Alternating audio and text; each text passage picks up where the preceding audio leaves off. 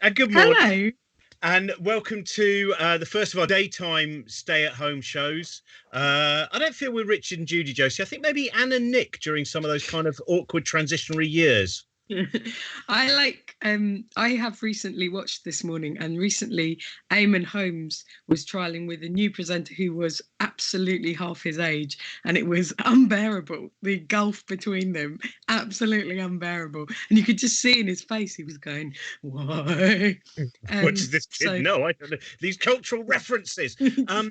Welcome to. We'll tell you what's coming up very shortly. We're going to be joined by Mark Gatiss. We're going to be talking about a lot of different things there. Hopefully, strange dystopian films and his hopes and his work. I have about, and Josie does as well, 70 questions that have been sent in to us. We will try and get through as many of those. We've then got George Egg, who some of you might have seen doing wonderful, strange anarchist kind of cooking with quite often things that you would literally find in a hotel room. He'll trouser press a cod mornay, and then we're going to finish with Grace Petrie, who is back from Australia and is always an absolute joy to listen to as well. So, Josie, should we go straight to Mark? Yes, that would be brilliant. Hi, Mark. Hi, Mark. Hi. Hello. I'm fine. How are you? We're all right in this. I think we'll kick straight off actually and go. Yeah. We decided we'd do a show and tell on most of these shows. So all our guests they brought somebody to show and tell.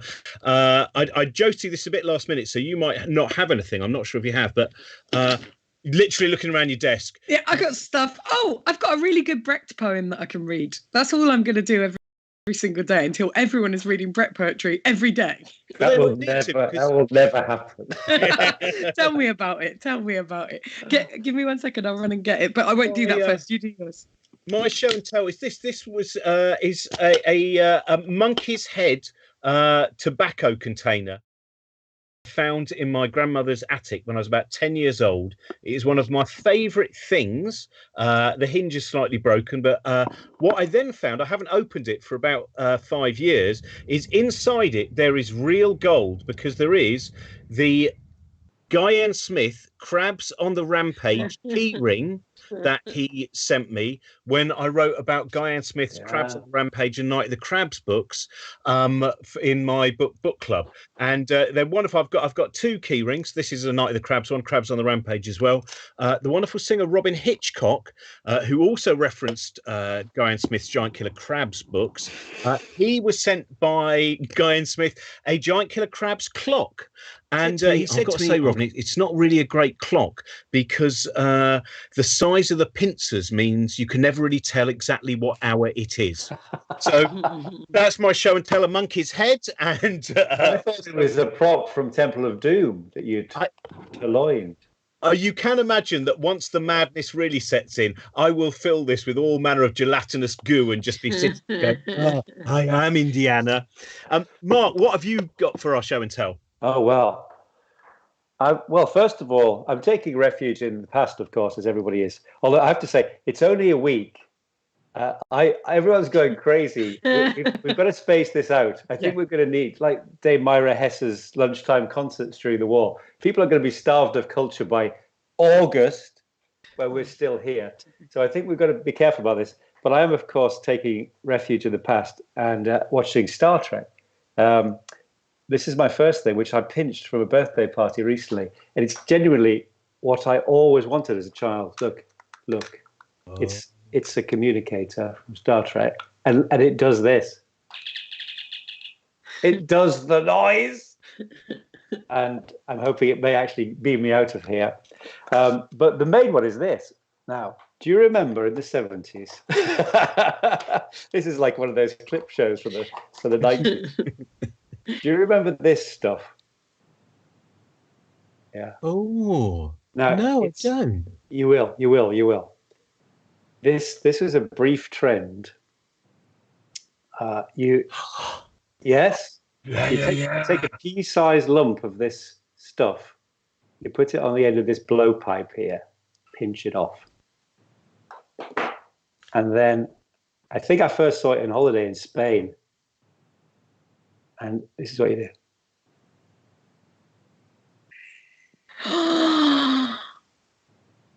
Okay, but how did you find this in the present? Well, I can travel in time. I would love it. You wouldn't like save us all from this, but you would be like, I will be going to 1977. I'm just trying to find missing Doctor Who episodes. We were doing Dracula last year. My driver, Glenn, and I, every day we used to reminisce about old toys, as you do. And we started talking about this stuff and how incredibly toxic it was. It's clearly one of those things like Treetop Orange, which they took off the shelves because it's really dangerous. And I said, oh my God, do you remember that bubble stuff? And he went, and the smell of it, it doesn't work from online, but it's very, very smelly and interesting. And next day, Glenn came back from a trip to Hamleys. He said, no, and it got me a set. I'm obviously still only on the first one because it's a limited. But yeah, you're saying week by week for this scenario, aren't you? You've got to ration it. If you blow them big enough, you could detach them and make them briefly into strange semi-flaccid balloons. Because we had to make our own entertainment in the 70s, didn't we, Robin? Oh, that reminds me, because I was worried if that really was the old version that was from the 70s and that we were going to watch you on camera die from nostalgia. That's week 3. But that reminded me of, I can't remember which Simpsons writer it was that I met a while ago, and he was telling me that he was once sent, having met I think it was Rick Baker who did the makeup for the Planet of the Apes movies. He was sent a Planet of the Apes mask, an original chimpanzee mask. And he was so excited, and he opened it and he couldn't resist putting it on. But of course, it had been in a warehouse for 50 years. The rubber had all kind of, the atrophy of the rubber, and he breathed in and had to be hospitalized. The idea of being in a Planet of the Apes mask. You goddamn crazy sons of bitches. Josie, got for us your Brecht poem. Yeah, I've got one. Hang on. Oh, bollocks, I've lost the bloody page, haven't I? It's going to take me half an hour. Family friendly. Just make it up. It's just... Okay. Yeah, it'll just be like, I actually love swearing, thank you. And yesterday I bought some bread and I thought about how sad it made me feel. The end. But wait, I'm going to find it for you. It was Chicago. Oh, come on. This is so frustrating to me. I think it was in the 33 to 34 section. I'm trying. There's one called "We Have Made a Mistake," which feels apt. You guys talk amongst yourselves. While you're looking for that, Mark, I did want to ask you. Our generation were brought up on a lot of dystopian television, both children's television and I was thinking of Survivors, the opening credit sequence of there is a man working on some kind. We're never quite certain what he's researching. That he drops the vial, it smashes, and then he passes disease around the world. Things like The Changes, where people smash all their electrical goods and the world goes insane. Do you feel in any way kind of prepped for this kind of demi-dystopia at the moment from our... Yeah, completely. We've been workshopping this for donkey's years. We all need one of those parkas that Greg wore in Survivors. I found Greg incredibly comforting in Survivors, not just because of Ian McCulloch's brilliant performance, not echoing the Bunnymen, Ian McCulloch, but because of that parka. It felt somehow very reassuring. I think we have. I mean, all TV was dystopian in the 70s, even nationwide. And It's because, of course, they were facing an imminent, the energy crisis was what everyone was obsessed with. I often think and often repeat that opening section from The Last Quatermass, 1979. In that last quarter of the 20th century, society seemed to sicken as if some primal disorder were reasserting itself. Civilized institutions, be they old or new, fell, and men asked themselves, why should this be? And here we are. Beautiful. I think it's part of our national characteristic to sort of chuck ourselves against this. And it's definitely become our sort of creation myth that we can do it, that the Blitz spirit will obviously overwhelm and overcome. And clearly it is not true, as Bogro wars have demonstrated. We are just a pack of savages.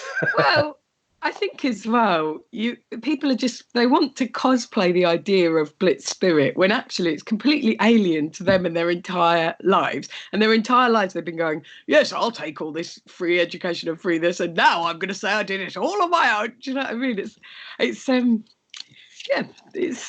We can't suddenly expect people to be altruistic and understanding. It's really depressing. Is that your breakfast? Oh, sorry. That was really good. Would you like the? I do think the other side of it is that I am seeing a lot of people who are not merely being sensible, but being altruistic and doing lots of things. Yeah. But yeah, you're right. As we know from every election and every newspaper and all those things, the percentage of people who are, venal and vile and so that they've always existed throughout history, and they're also sometimes we forget to herald the delightful people as well. But Josie, you have something from Bertolt Brecht. Fun poem. And it's called When the 16-year-old Seamstress Emma Rees. When the 16-year-old seamstress Emma Rees appeared before the magistrate in Cernowitz, she was asked to explain why she had distributed leaflets which contained a call to revolution, which is punishable with a prison sentence. By way of answer, she stood and sang the Internationale. When the magistrate shook his head, she yelled at him, "Stand up! This is the Internationale!" I love it. Get the hell up, mate. And it doesn't rhyme. I was thinking of, things to read at the moment, things that again can kind of energize you or give you delight. And I mentioned before we started this, I've returned to reading Peter Cushing's volumes of autobiography.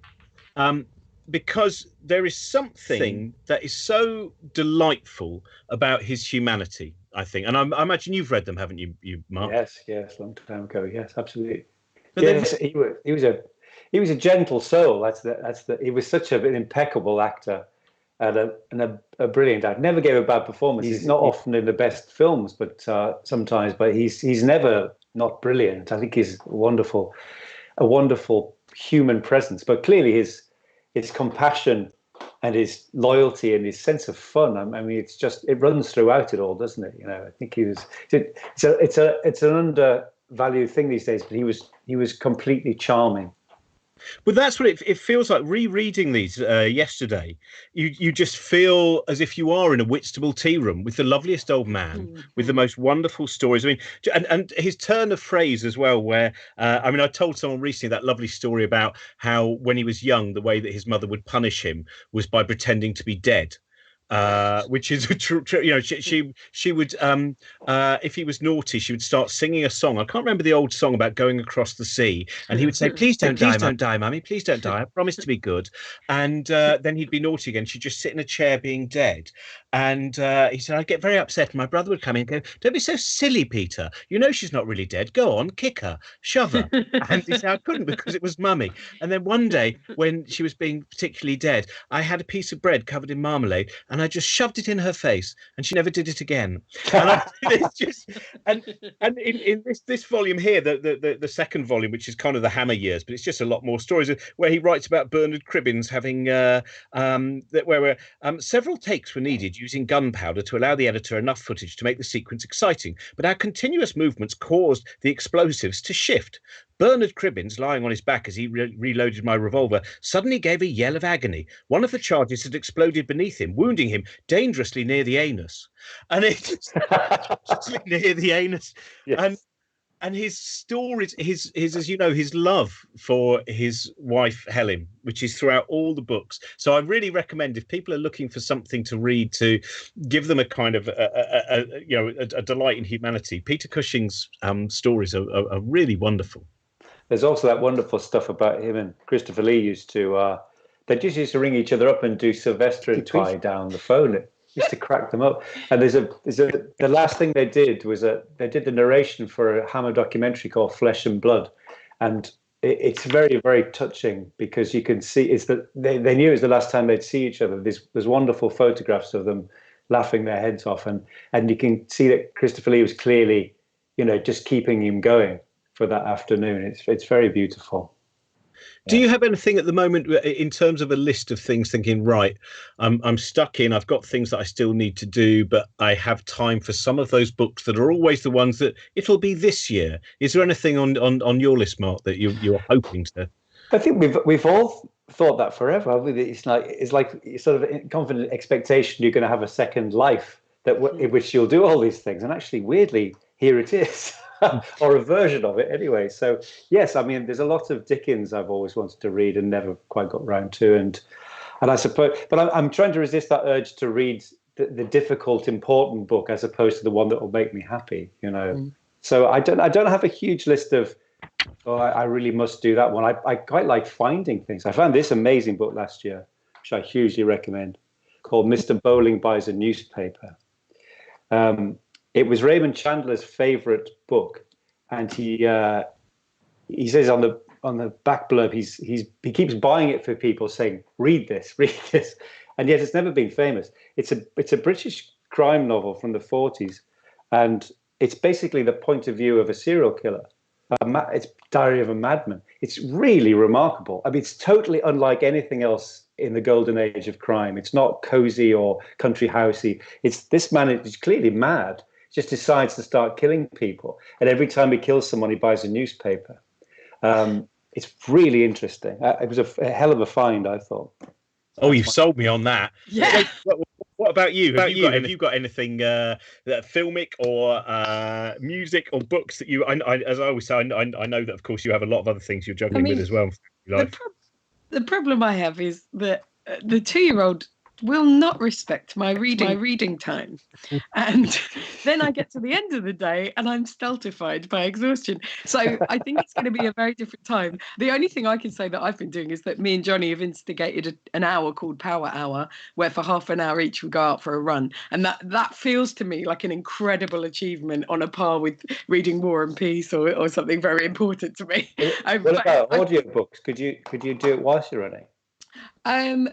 I think possibly, like, now we know this is going to last longer than we think, so possibly in like 2 months or something. But at the moment, my fitness level does not allow me to run to anything other than like, go, you could do this. Anything other than that. If it was somebody saying, and then he laid down under the stars and thought about life, there's no way in hell. And so basically, I hope that soon I shall begin to read in the evenings. But I feel pathetic that I'm not managing to get anything done. But there we are. But it's nice to hear other people. And what's the thrill is, like, even just hearing you guys talking about things you're interested in is nourishing and exciting to me. So I'll just recommend this. This is a book that I read at the end of last year. Leonora Carrington, the great surrealist. Hearing Trumpet is a fascinating book written about. It's so much of it is about our treatment of the old and all that, which I think is probably a good time to read. But it's also, it's wonderful, times uncanny and bizarre. So Leonora Carrington, who is a very interesting human being, and this is a very entertaining and quite short as well novel. Oh, can I just recommend again, and I'll keep doing so every single day this week, Such a Fun Age by Kylie Reid. It's such a brilliant book. It's so smart and sad and funny and wise about the world, and it's fantastic. And it's such a good, gripping yarn as well. Great. One more thing before we go to George Egg, which is the other day someone sent to me a link to something which I immediately went, I must send Mark. And this was the fact that the estate of Peter Wyngarde, Department S, Jason King, Knight of the Eagle, the Lenny Henry Show, amongst other things. Doctor Who and the Planet of Fire. Oh, this is. It is the most remarkable auction. It has his toupee. It has his unused Barclays business account checkbook that you can buy. It has. The Scotch E180 VHS tape of his appearance on the Lenny Henry Show. It says the Lenny Henry Show, Wyngarde's personal VHS tape, opening price £12. Is personally taped off the television, and it is. There's kimonos, there's costume jewelry, all manner of suits. Mark, I know you've looked through the auction. Is there anything of Peter Wyngarde you particularly have your beady eye on? Well, obviously there's the kimono, isn't there? There's an amazing Jason King shaped mirror. Have you seen that? That's astonishing. I've got so much tat. I wouldn't be allowed to have any of it at the house, but I would really like it. Although look at that, there's a post I'm looking at now for bare-breasted countess, double billed with the unfaithful wives. I don't know why. Was he in those? Did he just like the post? Well, I mean, that's some of the things I don't understand whether they really were his as well. For a man with his reputation, there's a surprising number of things like, female naked advertising cutouts, and things like that. So there's I think that may be what we doctors call cover. So I'm glad you're not, because I thought if I mention it to you, all the prices are going to zoom up. But I had the same thing, which was the moment I was looking on the internet, my wife just went, "You are not buying any of that." So we're going to go over now live to Mr. George Egg, who some of you I hope have seen his live shows, which are absolutely fantastic. He is doing all of this via phone. He would possibly be talking quite loudly when he does this because of the microphone. But ladies and gentlemen, it's time for our daytime cookery section, and also it is his birthday. Happy birthday, George Egg. What are you going to make for today? Well, there we go. Sound. Do we have sound? I think we have sound. I hope so. Hello, everyone. Apologies for that noise in the background. I'll explain that in just a minute. Welcome to the restaurant at the end of the universe, essentially. It's a pity what I'm going to move back there so I can do this. Things were going very well for me, and then everything came crashing down. I'll give you an example. I've literally just released my personal fragrance. So it's rather fortunate that I'm in this room by myself. There we go. That's your first joke. I'm going to make for you folks. I'm going to cook a breakfast for you. Well, for me, because it's my birthday and I haven't actually eaten anything yet.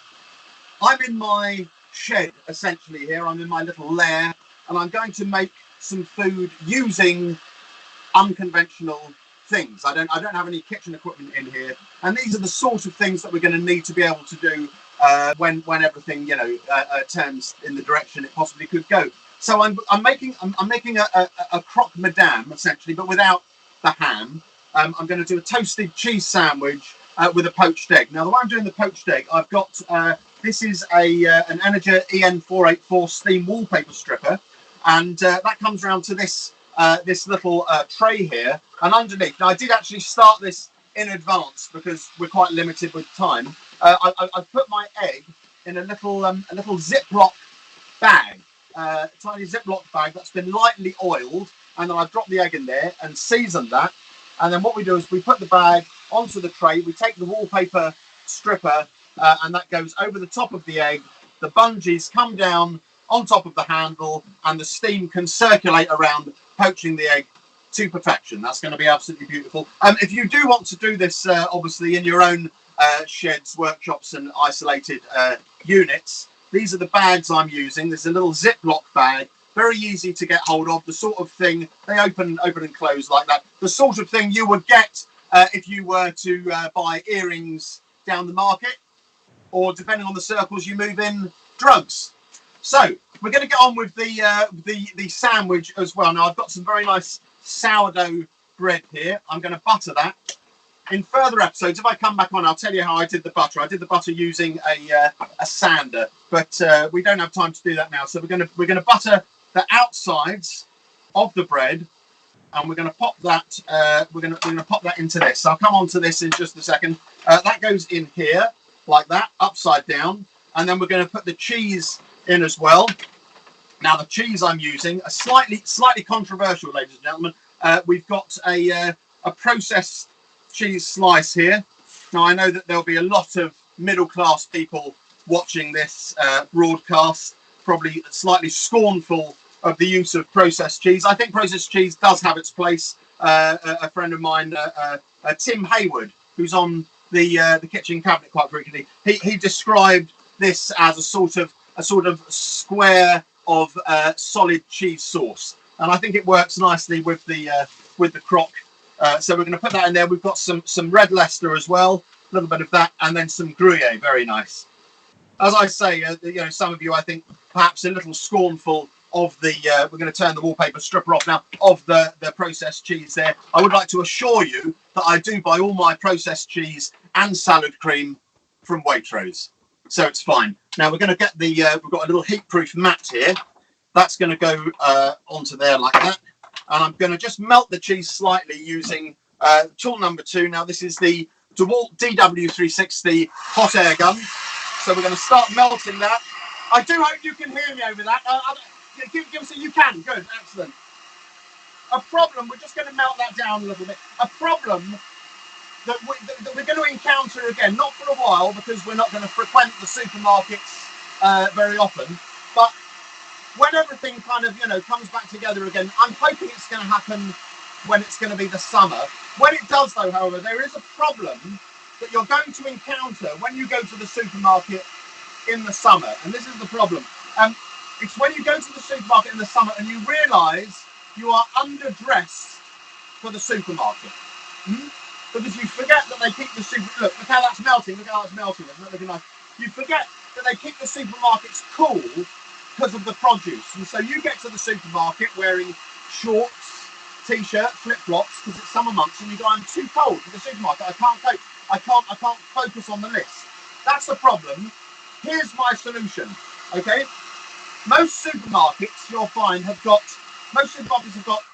hot rotisserie chicken counters in them. So what you do is you go to the hot rotisserie chicken, you ask for a chicken, get them to double bag it, and then you can carry it around like a hot water bottle, and it keeps you warm, and you can focus on what you're doing. And the great thing is there's no obligation to buy it either.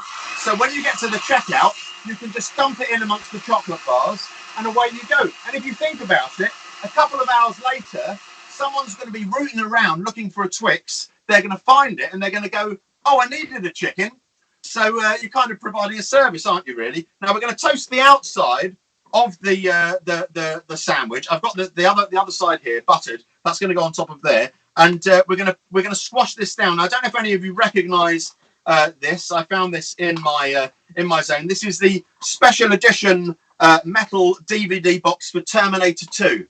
So we're going to press that down like this, and we're going to give that a nice blast with the Rothenberger Superfire 2. There we go. Blowtorch. So we're going to blowtorch the outside like this. It's quite loud. Can you still hear me? Nods? Yes, you can. Good. Excellent. Great. We'll get the outside of that done. Are you having a good time? I'm having a good time. I'm having such a good time. I don't remember the last time I had such a good time. So let's carry on with this. Look, you can smell. I can smell that. I can smell that already. We'll have a little look. Just check if it is toasting up nicely. Let's have a look. I think it will be. Smell. Did you know, ladies and gentlemen, that smell, taste and smell, but smell particularly, is the sense that lasts longest in the memory? Do you know that? Here's a nostalgic smell for you. You can smell something when you're in your old age that reminds you of your childhood, and the memories come flooding back. Right? Here's a nostalgic smell. It's when you peel open. Hold on, let's just get in here. It's when you look, that's toasting. It's when you peel open a brand new tube of tennis balls. That's a nostalgic smell, isn't it? You put your nose in, you inhale deeply. It's a smell that says, you've got this. Go for it. World's your oyster. All right, we'll do the other. Not tennis balls, Pringles. That's it. Lovely, aren't they? All right, we'll do the other side of this as well. You know what I'm saying about the supermarket thing, the supermarket problem. When you go to the, maybe we'll be allowed to head down to the south of France in the future. When you go to the supermarket there in the summer, it's tremendously hot, and you really can't focus on what you're doing. And even though you're wearing your summer clothes, you're still going, this is crazy. In that scenario, you kind of do the opposite to the chicken thing. You go to you want to keep cool in that environment. So you go to the freezer section, and you get yourself a bag of frozen peas, and you shove those up your t-shirt, and it keeps you cool. And if it's one of those enormous hypermarkets and you're worried about getting lost, you can just cut the corner off the bag and retrace your steps by following the trail of old people who've slipped over. So let's just have a look. You see that? Look, that's toasted. Look how that's melting and toasting. We'll do the other side tiny bit more, and then it's going to be ready. So tiny bit more on there. Obviously, I'm into this whole kind of anarcho sort of, survivalist cooking thing. I wouldn't want you to think that I do cook everything by myself. Obviously, I do buy things occasionally. Big fan of chocolate milkshakes. Yeah, and when we come out of the other side of this lovely bit of life, brilliant. I went to a shop the other day. Got this superb. It's called Nutella. Lovely. It's very hard to get up the straw. It gave me a nosebleed, but I managed. So, look, I think this is it's stuck a little bit, but it's toast. Oh, that's all right. That's not. Look, that's toasted rather nicely. So we're going to get that out of there onto there like that. We'll close that. We'll get the egg, and then it's going to be time to eat. Just a second. We'll move that out the way there. Oh, you having a good time? He's having a good time as well. All right, that goes on there like that. We'll get the egg out, which has been beautifully toasted. That can go back there like that. Show and tell. Imagine the trouble I got in trying to get hold of that. Hey, nearly died. All right, so look, the egg has been beautifully poached. We're going to just open that with the Stanley knife. That's going to go on top of there. So there is the croque madame. That is the toasted cheese sandwich with the beautiful poached egg on there. We'll cut into it and have a little look, and then I can tuck in and enjoy the rest of my birthday. Here we go. You ready? Let's have a look. Oh, yeah. Hold on. I'll bring it up to the camera, and then I'll tuck in while we have a chat. Oh God, it's quite floppy. I can dip the yolk in there. Coming over to you. That's it. That's George Egg. That's George Egg's cooking school, folks. Thanks very much, George Egg.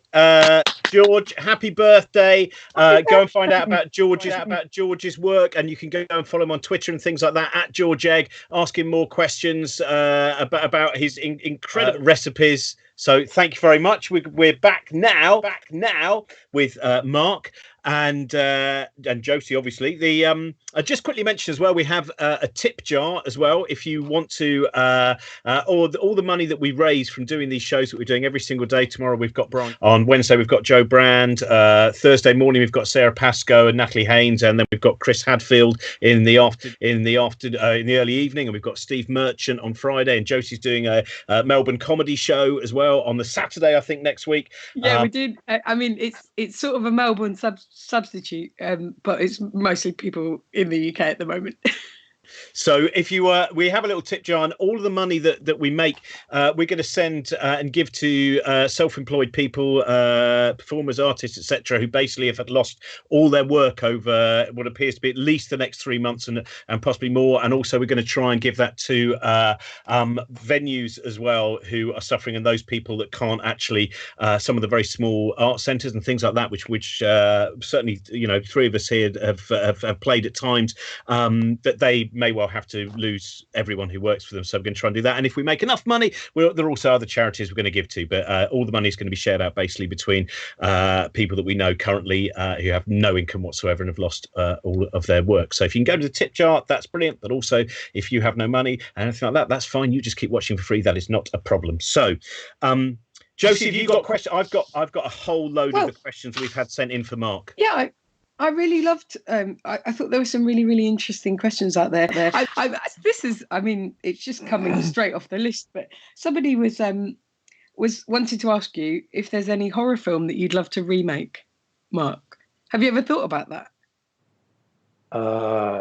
Yes, but I don't. I know it's hard this because I've said this.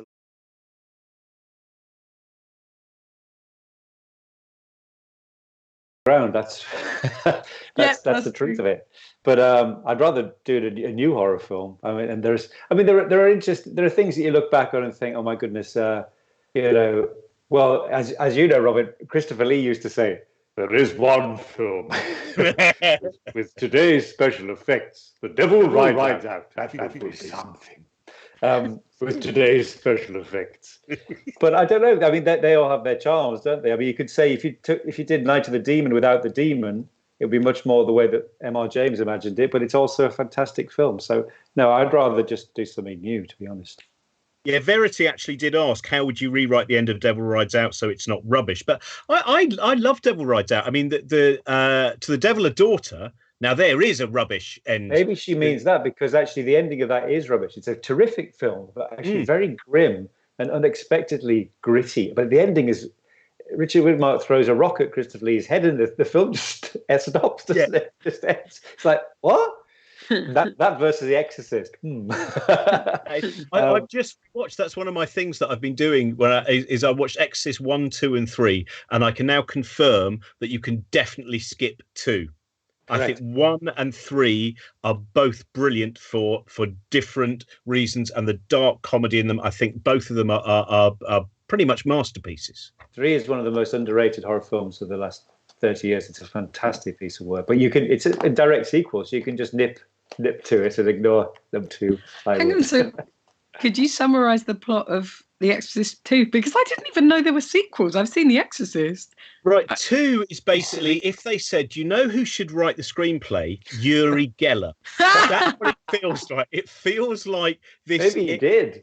It really, yeah. Well, we didn't know, but he was there. I'm projecting my mind. But it's just this kind of, it doesn't really, it's got some beautifully odd things. It's by John Borman, who made Point Blank and Excalibur and many other things. And, great character. But it is really so it's a priest comes in, and it's Richard Burton being perpetually angry for the whole film, isn't it? It's just his own the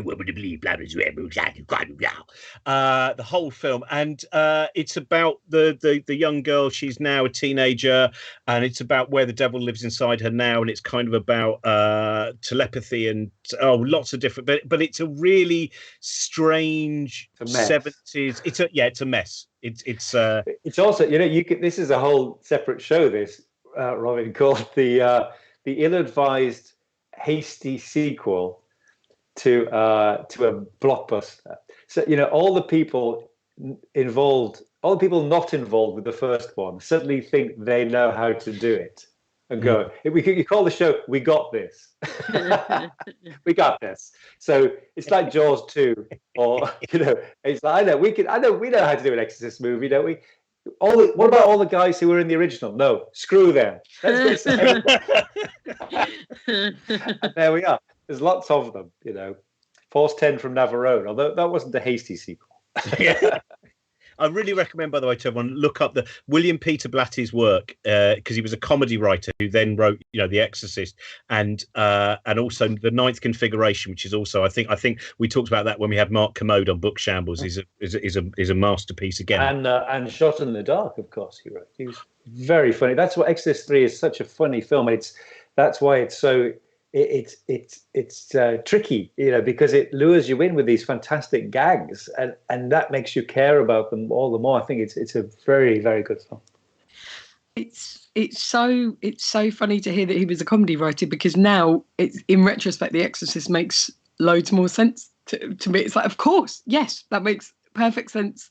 Looking at that film and the writing and the way the characters speak, and like little moments in it as well. I keep thinking about is it Kenneth Lonergan, the guy who wrote the one about the couple? What is the point of my existence? The guy who is the couple, and there was a fire in the house. It's like called something like Brighton Beach or something. This would be a great parlour game, wouldn't it? And I thought that's what it was. Manchester by the Sea. Manchester by the Sea. And I always think of him in terms of somebody who has such a comic mind, despite the fact that it's a beautiful and a tragic film. There are just these 3 or 4 moments throughout the film that are just kind of everyday farce everyday. That's what life's like, isn't it? There's such a false distinction between drama and comedy. It's ludicrous. Life is absurd, as we're all experiencing now. That's why. If people get sort of tonally get worried if something is suddenly there's a funny moment, or even if it's just light relief, but equally all the best stuff is bittersweet. I think that's what it should be like. By the way, thanks. It was Pablo who had the question about the remake, so thank you. This is from Paul. Paul wants to know, and this is a hard one, you might know, what is your favourite line that you've ever performed? And what is your favourite? Is there a favourite line that when you penned, you just thought, yes, I can't wait for that to the actor to, whether it was you or someone else that you gave the line to. God, that's difficult. I'm very proud. There's the first line of the second Lucifer Box book, which is, he was an American, so it seemed only fair to shoot him. I was rather pleased. I wrote that and then didn't write anything for about 4 months. And it's never been said, I suppose. God, that's a very difficult one. I don't know. I'll ask you another one that we have, which I thought was rather sweet, is which of the characters you've created would you most be prepared to spend this isolation with? None of them. It's karma, that. I don't think I'd like to. I suppose. Well, some of the lead characters are more kind-hearted. Probably Alvin Steele from the bed and breakfast, which Jerry and I did, because he's a very sweet, kind man, and he has a fantastic collection of Alistair MacLean books. So I'd be in heaven, wouldn't I? Yes, Josie. maybe him. He'd make you coffee in the morning. Yes. Sorry, I'll ask more questions. I was just thinking. Somebody has been talking about the fact that you are also a visual artist, and has this time made you fancy doing some painting? Like, have you been working in other mediums recently? That's all I'm doing, painting. It's a fantastic. It's just amazing to have that time and not have to think, oh, I have to squeeze this in. I've literally been painting for 4 days solid. It's amazing. Brilliant. I'm so grateful to have rediscovered my love for it. And the last couple of years, really, I've just got so back into it. It's brilliant for my headspace, and also just everything. And coming into its own now, I find it very hard not to draw or scribble or paint something all the time now. I'm really having a brilliant time. So it's come at just the right time, I must say. Yeah. I am anticipating this is going to go on for some time. So trying to think about ways of staying sane, and also a kind of, as you were saying, Josie, about some kind of structure is rather good for you. And so it's just odd to sort of go, well, I could just do this all day, really, So it's been a real godsend, I have to say. Oh, that's good. That kind of answer. Alicia from, I can't remember where she is from, America. She said, has this stifled any of your creative license? So the answer is no, you are creating. She said she's having trouble with it at the moment. It's slightly different. I think I'm talking to a lot of writer friends who are actually feeling quite shocked, blocked. Writer's shock is a new one. It's not like everyone has suddenly gone into overdrive thinking, oh my God, I've actually some borrowed time here. I think it will happen, but I think it'll take time, because at the moment you're also thinking, as you were saying earlier, it's like half of your brain is going, I think this might be the most important thing that'll ever happen to us, and the other half is going, but the one show's still on. So it's really creating this strange storm in the middle of our cranial hemispheres, where we don't quite believe it or don't quite understand it. So I think it will settle into some sort of rhythm where people are just properly, quarantined, and then maybe people will start to go, right, now is my time. Now I can, find the space to learn that language or write that book or something. I can only imagine the torrent of dreadful memoirs that come out of this, including my own.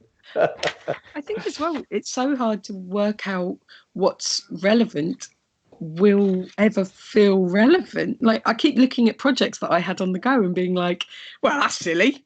That's absolute nonsense now.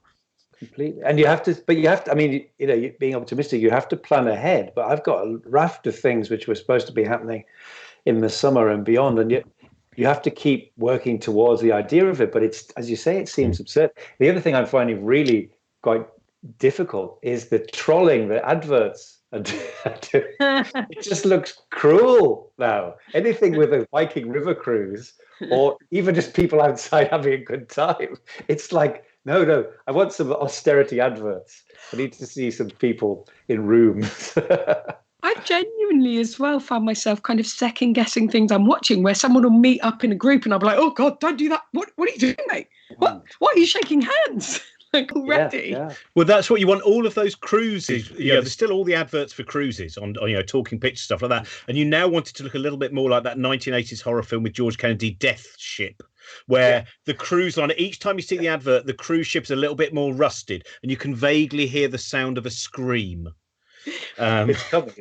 Thank God for Talking Pictures TV. That's all I can say. Do you know what? It's a lovely thing. So I'm just going to say that because I know a lot of people can't at the moment actually, see their parents. They have elderly parents, and I have found that Talking Pictures, the fact that every day I can ring up my dad and just kind of say, "Hey, Dad, there's a Terry Thomas picture on the screen." You can have a little bit of a conversation. If you're watching this, Dad, by the way, hello. I hope to see you again soon. But I think that is, just those little bits of making some form of communication, which is so important. Yeah. We've almost run out of questions. I'll just ask Tony Harries. I'm going to ask his question because he once wrote a play called "The Man Who Thought He Was George Formby," and I had the lead part, which is why I know things like first I stand, then I sit and stand a bit, but I can't stand much more of it. Mother, what I do now? So I know these songs, and he has the same birthday as you. He also, by the way, does a magazine called Winefulness, which is worth having a look at. And he just says, "What would your ideal gift be at this time? Your ideal birthday gift?" This. Get me out of here, Scotty. I don't know. I think you can talk in utopian terms. I'd like a functioning government. That's what I'd like for my birthday present. It's not my birthday, is it? Oh my God, I've been here for months.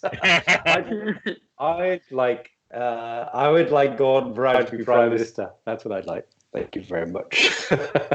He was great on the Today programme. Josie, is there any of the... By the way, Mark, can I ask, is there, because we had so many questions, would you be up for joining us at another point to go, and we'll just do the questions that all of your fans... tomorrow? Yeah, well, I'll tell you what, I'll double check. Yep, that's... but would you be up for joining us again? And we'll just... Of course. That's fantastic. I'm so sorry we didn't. There's lots of lovely questions. Josie, do you have any that you marked out that you'd like the final question? Oh, well, the final question, that feels pressurized. I've asked my favourites already, but I can find another final question. Oh no, don't worry. Then I just wanted to check. Josie, do it next time. Just talk about your poster of Christopher Eccleston / Daniel Craig as well. It's what I really like is it's John McClane, who was a very inspiring figure in sort of 19.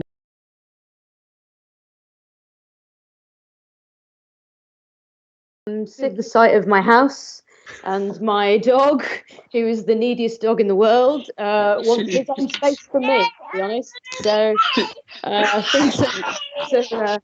things are pretty tough in Leicester, but no, obviously I'm the same boat as everybody else, just trying to stay positive, really, trying to keep active.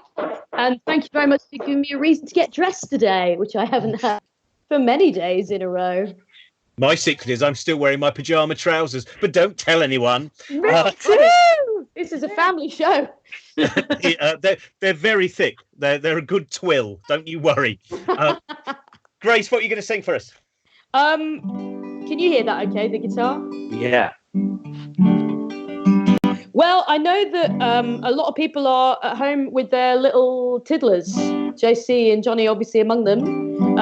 And I have two little nieces who are age 5 and 3, and I haven't seen them in a really long time because I was in Australia, and now obviously I am grounded like everybody else.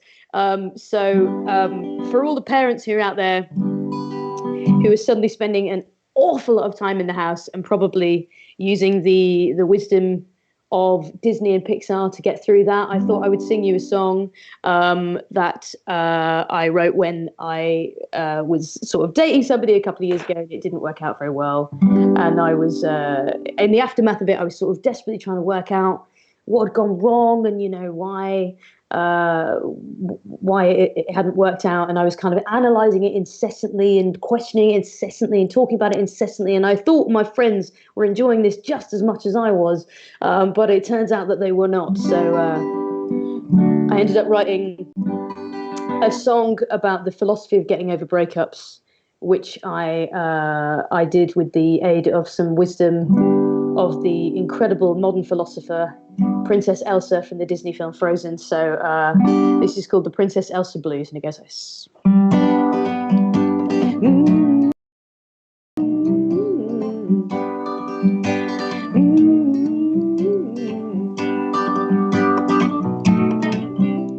Last night in the pub I realised I was being tolerated, not enjoyed. I saw it there reflected in friends' eyes. I've become the kind of person I avoid. Well, I woke up feeling rough and wondering when my needle got stuck on a groove called you. And as I reached for Alka-Seltzer, the wisdom of Elsa came to me, and now I know what I must do. Because living without you, yeah, I've gotten pretty good. Just need to stop talking about you like my friends all wish I would. And I don't understand what happened, but I guess I'll never know. I don't need to go to a palace made of snow. I just need to let it go.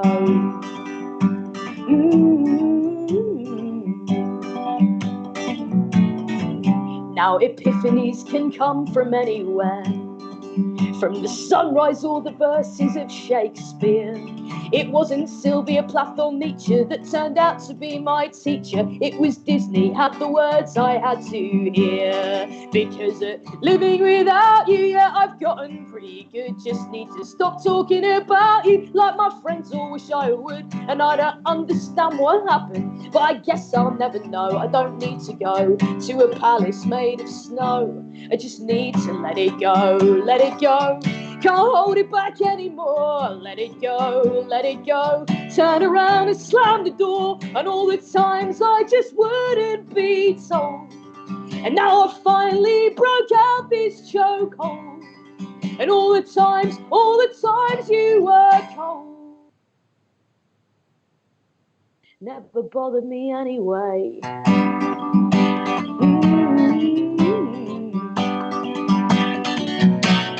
Because living without you, yeah, I've gotten pretty good. Just need to stop talking about you like my friends all wish I would. And I don't understand what happened, but I guess I'll never know. I don't need to go to a palace made of snow. I just need to let it go. I just need to let it go. I just need to let it go.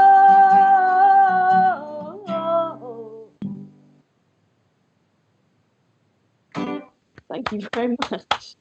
Oh, I can see them all applauding on Skype. It's funny. Yeah. You realise how much you do this for the applause when you finish the song to an empty room with just your dog staring at you from the Are we doing another one, folks? I think we can. I think we can do. Why not? Let's just do it. Yes. Please do it. I'll probably do Black Tie if that's okay. Or the Joe Wiley Radio 2 clean version of, because this is we are before the watershed here. So I wrote a song a couple of years ago, which was a sort of letter to my teenage self around the idea that basically things are going to be okay. I had a pretty rubbish time as a teenager. I was very insecure about being a butch lesbian, which is something that I was as a teenager and as a child and indeed as a baby. And I have continued to be as an adult. So I wrote a song telling my teenage self that it's going to be okay. And this song contains a line, which I know you're asking Mark what's his favourite line he's ever written. And my favourite line that I've ever written definitely appears in this song. I am not going to do the line in its full post-watershed entirety, but the line goes, "The images that effed ya were a patriarchal structure." And I'm going to do a version that I sang on Radio 2, which utilises the word "the images that struck ya," which I think we all know doesn't make any sense. So thanks for having me on the Stay at Home Festival, and try and have a good day. Get out in the garden if you've got one.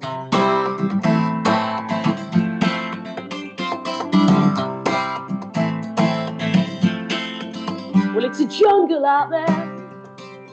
The year 2018, I didn't think we'd still be sorting babies into blue and pink and all our progress. Yeah, I wonder what it means that the only girls' clothes that work for me turn out to be boyfriend jeans. Well, that's fine, because I decline a narrow set of rules that just don't work. And these red lines, they're not mine. If you need me, you can find me ironing my shirt, 'cause I'm in black tie tonight. Get a postcard to my year 11 self in her year 11 hell, saying everything's gonna be alright. No, you won't grow out of it, but you will find the clothes that fit. And the images that struck you were a patriarchal structure, and you never will surrender to a narrow view of gender. And I swear there'll come a day when you won't worry what they say on the labels and on the doors. You will figure out what's yours.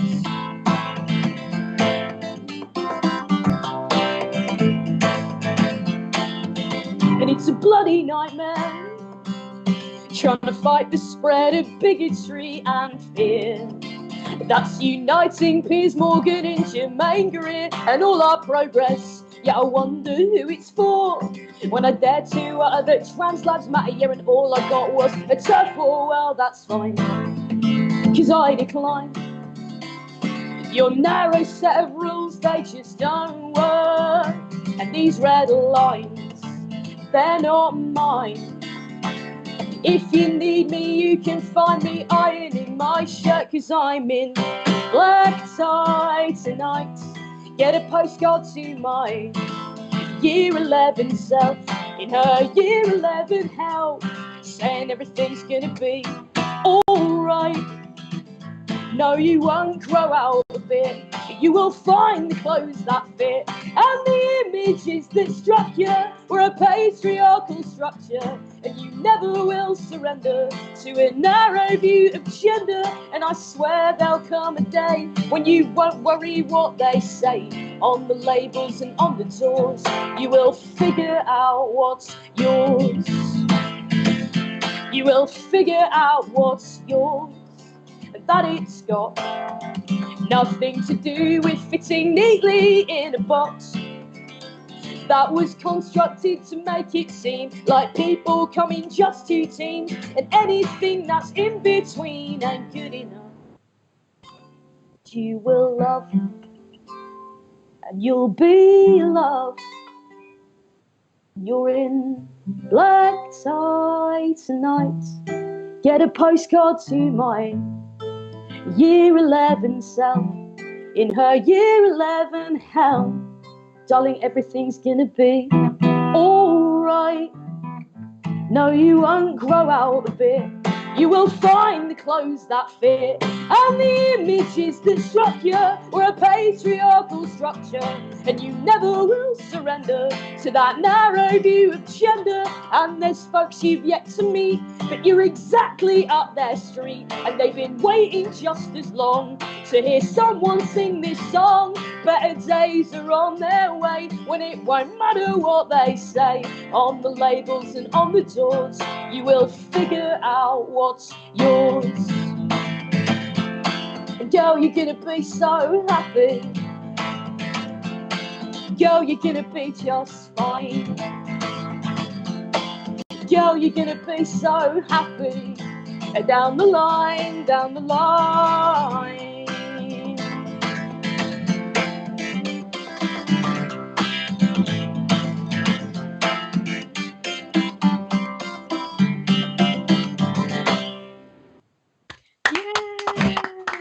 Thank you very much.